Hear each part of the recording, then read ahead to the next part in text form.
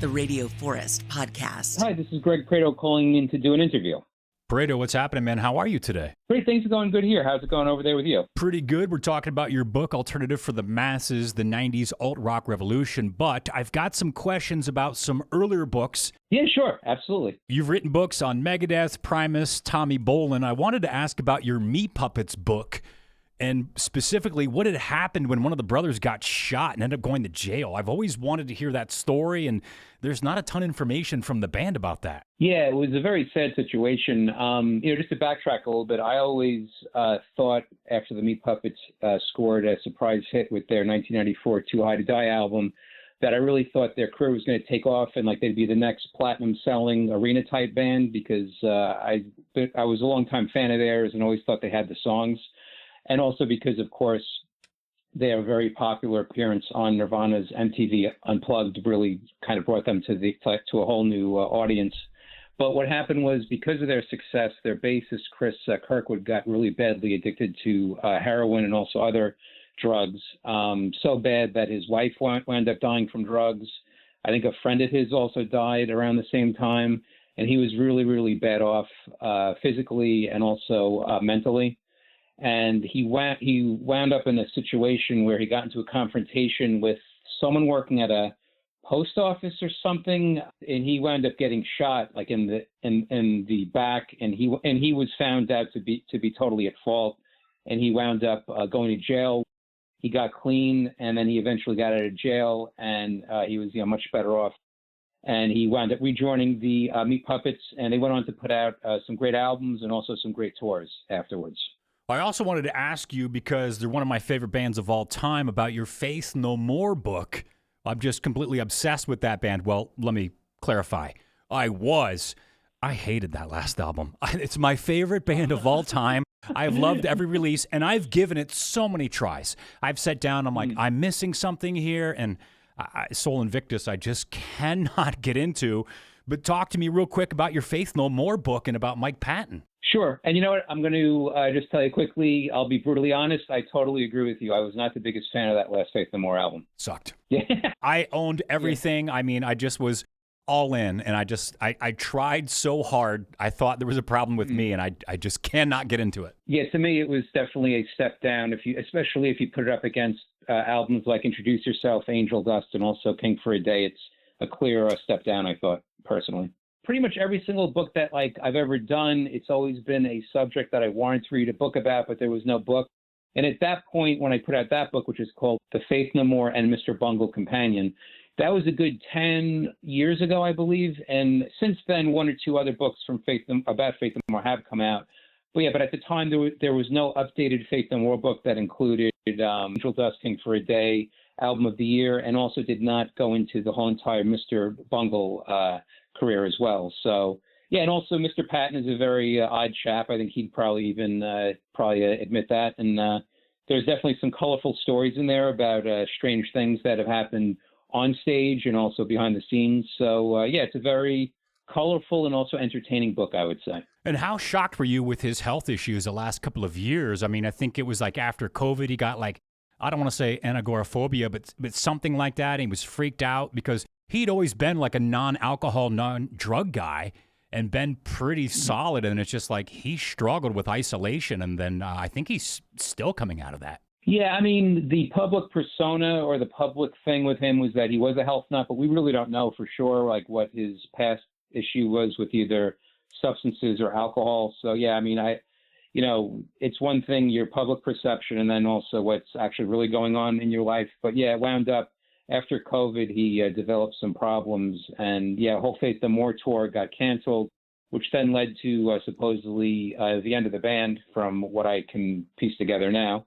But Mr. Bungle is still going on, and also Mike Patton still does a variety of different projects, and he still has his record label, which is called Ipecac Records, still going strong. Yeah, his 35 side projects he's involved with. Yeah. Last question about a different book. With the passing of Ace Frehley, how about your Kiss book? And talk about real quick the impact. I believe you interviewed Ace in person, right? Yes, I did. And it's funny that you bring that up because I'm going to be putting out a book fairly soon, within the next week or so.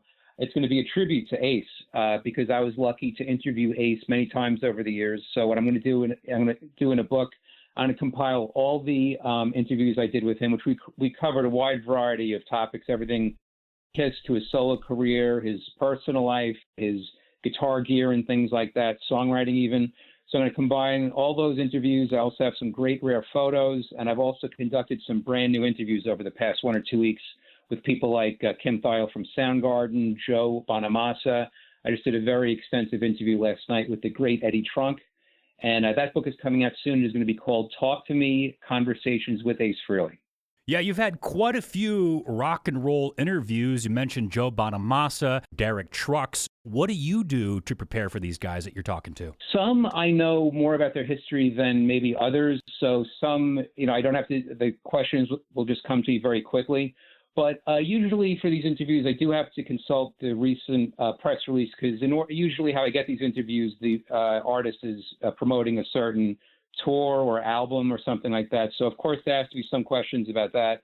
But then most artists are willing to talk about their past history. So at that point, I would research a little bit of their history, come up with some questions. And I always like to at least throw in 1 or 2 questions that aren't typical run-of-the-mill type questions. So I like to throw at least one curveball sort of at whoever I'm speaking to. But today we're talking about Alternative for the Masses, the 90s alt-rock revolution. If I had to pick the first 90s alternative rock band and the last, off the top of my head, I would say the first is Jane's Addiction and the last is the Stone Temple Pilots. What would you say? I'll agree with you. The first is Jane's Addiction, and I'll go with the last being Queens of the Stone Age. Oh, yeah, that's a good one for sure. Yeah, they kind of have that vibe, absolutely. Yes, they were just kind of getting started then. But yeah, I would go with them. Or, maybe Radiohead. I would say maybe it's a two-way tie between, because Radiohead was really at their peak at that point with OK Computer. So you know what? I'm going to change my answer. I'm going to go with Radiohead because that was after OK Computer and before Kid A. And Kid A, I personally like that album, but then they kind of really went out there. But yeah, I'd say the first Jane's Addiction, the last Radiohead. And now Jane's Addiction had a couple of issues in the last couple of years. Doesn't look like they're touring right now. But when they kicked off the Lollapalooza Music Festival, talk about the impact of that festival alone with alternative rock music, because shows like that and Ozfest, they don't really exist now. I mean, now you've got these kind of aftershock and things, but Lollapalooza was really a whole game changer. It was. And no one, similar to the success of Nirvana Nevermind, no one could have predicted how successful the first few Lollapaloozas would have been, especially in 1991. There was we kind of had some hints that alternative rock music was gaining steam with the success of Jane's Addiction, of course, the most obvious. But then again, there was the success of Living Colour, Faith No More. Primus was definitely gaining some traction at that point. Pixies, bands like The Cure were already touring arenas. REM were already touring arenas. So there were some hints, but yeah, it was the first Lollapalooza in 1991, and also the success of it and the amount of people that showed up. That really, I think, showed that there was something coming up on the horizon. And then, of course, that perfectly sets the stage for Nirvana and also Nevermind in the fall of 1991. With the popularity of Nirvana, one of my favorite brushes with royalty was I got to hang out with Chris Novoselic for a while backstage at a show in Boston. And the guy that took the picture, anyhow, I ended up losing touch with him, so I have no proof that I met him because it was so low-key I didn't want to ask for an autograph. But I just was the hugest fan. What was your experience like hanging out with him? I met him in person just once, and it was back when I was doing promotion for a book of mine called Grunge is Dead, The Oral History of Seattle Rock Music. I'm friendly with Kim Thayil from the band Soundgarden, so we made plans prior to me going out there that we were going to meet up, and they were doing a benefit for a politician. I forgot the gentleman's name, but yeah, there was a thing at a club or a bar, and Chris was there, Kim was there, and I got to briefly meet Chris. Actually, it's funny, Kim was the one that gave me a formal introduction to Chris, and we talked a little bit. I told him what a big fan I was of his work over the years, and he was very flattered to hear that, and we took a quick picture. So yeah, that was the only time I ever had the opportunity to meet him. But yeah, I'm a huge fan of Chris's and also everything that he's accomplished professionally and also personally. Now, it's hard to say, but without the influence of drugs, Nirvana might have made it to 2025. Can you talk real quick about the 90s alt-rock revolution and the influence of drugs and addiction? I know you also had a book on Mark Lanigan, and his history is very storied. So drugs are a big part of this genre of music, for better or worse. It is. But, you could really say that the same with just about almost every genre that's come along. I mean, 70s disco, that's, cocaine. Heroin is obviously nothing new within rock, or even like, music. We think back to all the jazz greats that were addicted or had problems with heroin, all the way through, of course, Sid Vicious, and all the way, of course, up to, sadly, Kurt Cobain. But there is no denying that, at least with this movement, with the early 90s alternative rock, a lot of the top talented people wound up dying.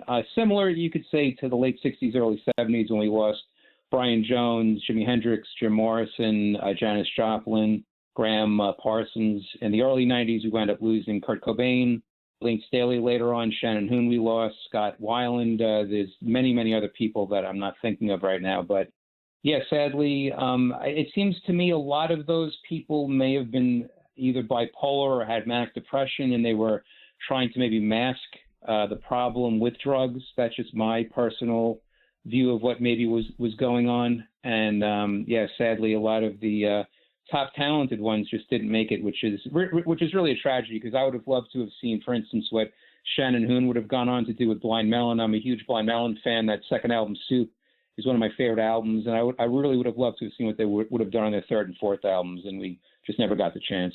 You've got more than 60 interviews for this book. Can you give me a brief overview, some of the highlights of the interviews that you enjoyed or surprised you and really, helped you kind of create a narrative for the 90s alt-rock revolution? Yeah, sure. Well, probably the top interview was with Steve Albini, because it was, to the best of my knowledge, one of the last major interviews he ever did prior to him passing away. I think the interview was conducted maybe just 2 or 3 months before he passed away.